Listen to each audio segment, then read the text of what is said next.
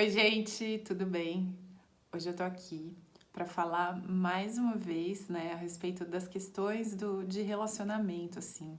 Na verdade, uma reflexão que surgiu, inclusive eu queria agradecer ao Stefan por ter me recomendado Krishnamurti. Eu nunca tinha lido nada antes dele e eu comecei a ler um livro que se chama 365 Meditações Diárias, que são pequenos textos, assim, textos muito curtinhos, porém muito profundos. E eles vêm com datas, né? Então, assim, 1º, 2º, 3º de janeiro e assim por diante.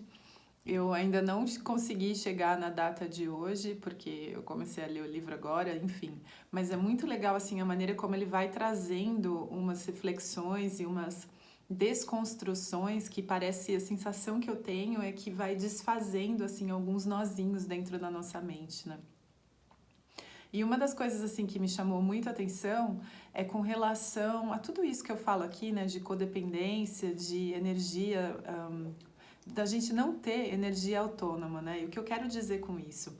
Existe em todos nós essa doença que eu chamo de doença do vazio, que no fundo, né, se a gente for investigar e olhar ali mais profundamente, é um medo constante de não existir.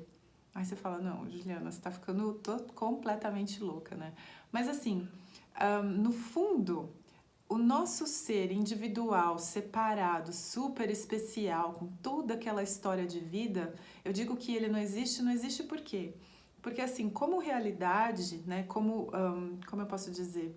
O Curso Milagres, por exemplo, diz que a única coisa que é a realidade é aquilo que é permanente, aquilo que vai durar para sempre. E nós todos estamos aí de acordo, né, que o nosso ser pessoal, individual, separado não vai existir para sempre. E além disso, assim, até aquilo que a gente chama de personalidade, de característica, de definições que eu chamo, né, para o meu ser, isso tudo também é impermanente. E eu acho que o nosso medo justamente é de não existir como essa personalidade específica, né? Então eu vou explicar. Vamos supor que eu tenho um emprego e que eu seja professora. E de repente eu sou mandada embora e aí eu perco esse emprego e de repente estou desempregada, né? E depois vamos supor que eu não consiga mais um emprego como professora e eu tenho que, sei lá, me virar fazendo outra coisa, vendendo doces, enfim, tanto faz. O que acontece é que aquilo que eu identificava como sendo parte da minha personalidade, ou seja, como sendo parte do meu eu, daquilo que eu sou, né, de uma definição da Juliana professora, já não existe mais, ou seja, aquilo que eu considerava tão parte de mim, tão característico minha, né, principalmente essa questão assim da profissão, aí já deixa de existir. Ou, por exemplo, assim, né, quando uma mãe, aliás, uma mulher, quando ela ganha, né, quando ela fica grávida e ela dá à luz a uma criança, ela era, como eu posso dizer, ela de repente se torna uma mãe. A gente não presta muita atenção nisso, né? Ao mesmo tempo que nasce uma criança, automaticamente nasce uma mãe, ou seja, então existe uma mutação, vamos dizer assim, na nossa, naquilo que a gente chama de identidade, né? E ela vai se mutando durante o tempo, né? Conforme, enfim, não tem uma relação com o tempo, mas a gente consegue perceber que isso é impermanente. E a impermanência, ela se manifesta na nossa vida de diversas maneiras. E o nosso corpo físico um dia realmente vai partir. Eu acho que isso é unânime, todos nós conseguimos tangenciar isso. Mas isso gera muito medo, porque nós estamos com um problema, né? Eu falo que nós temos um problema de identidade, nós não sabemos quem somos, nós não sabemos, né, que somos o Buda ou essa fonte inesgotável de todas as manifestações, e quando eu falo manifestações eu quero dizer justamente, eu, Juliana, posso me manifestar como professora ou como boleira, enfim, né? Mas eu não entendo que eu sou apenas uma fonte e que aquilo que se manifesta é apenas uma das tantas manifestações dentro das infinitas possibilidades. E aí eu vejo aquilo se desmanchando e está sempre ameaçado. Se você prestar atenção, né? Então, uma pessoa que é casada, um casamento está, entre aspas, sempre ameaçado. Ele é possível que esse casamento termine. E aí, como que eu vou lidar com essa identidade não é bem uma identidade, com essa nova cara, roupagem que surge de uma pessoa, por exemplo, divorciada. E essa é a nossa dificuldade, né? A gente tenta com muito esforço manter todas essas nossas características que a gente acredita que nos definem, que nos trazem um senso de identidade. E todas essas características, né? Ou vamos supor que eu seja uma mulher muito rica, eu tenha muito dinheiro, eu posso de uma hora para outra perder tudo, né? Ou o contrário, eu posso não ter dinheiro nenhum, de repente ganhar na loteria, quem sabe? Mas aí, ou seja, aquela minha situação atual muda e, no entanto, existe algo que permanece, que não muda. Então, isso que a gente define como identidade está o tempo inteiro ameaçado pela impermanência, que a vida é impermanente, né? E a gente não consegue muito ver a beleza disso.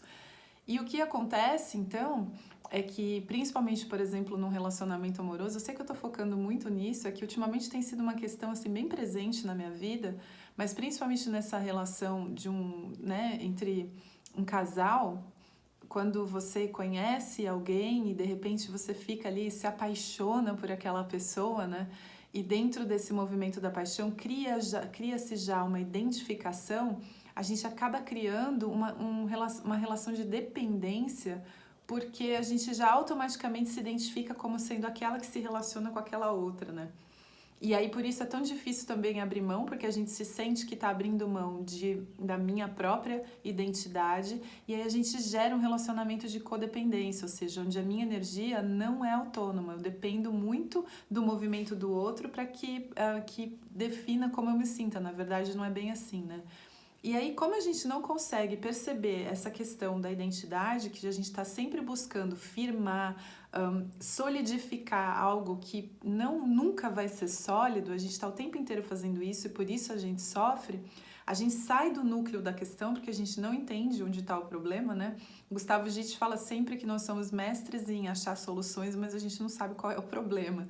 Ou seja, a gente passa para um nível superficial. Então, nesse exemplo que eu estou dizendo do relacionamento, eu me apaixono por alguém e eu começo de repente, né, um relacionamento, um laço, e aí eu tento fazer o quê? Eu passo para a superfície, resolver todos os conflitos e problemas que inevitavelmente vão surgir dentro de um relacionamento, principalmente o relacionamento amoroso, onde a gente tem tantas emoções ali atuando, né? São muitas coisas que estão em jogo dentro de um relacionamento amoroso. Então eu passo para a superfície e começo a tentar resolver os conflitos daquele relacionamento, começo a tentar fazer com que aquele relacionamento se sustente, se segure, porque no fundo eu tenho medo de não existir, eu tenho medo de não ser aquilo que eu imagino, eu tenho medo de que aquela parte que de repente se tornou tão importante como parte da minha identidade, da minha identificação de mim mesma, que ela desapareça da minha vida. E por isso a gente está sempre está sempre se movimentando dentro dessa superfície, tentando resolver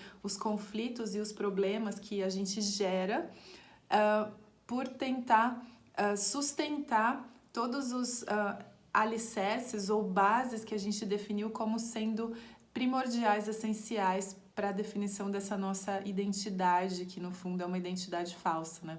Eu sei que é um assunto assim bem complexo, mas me chamou muito a atenção. Eu acho muito legal assim a maneira clara como o Krishnamurti se coloca com relação a essas coisas.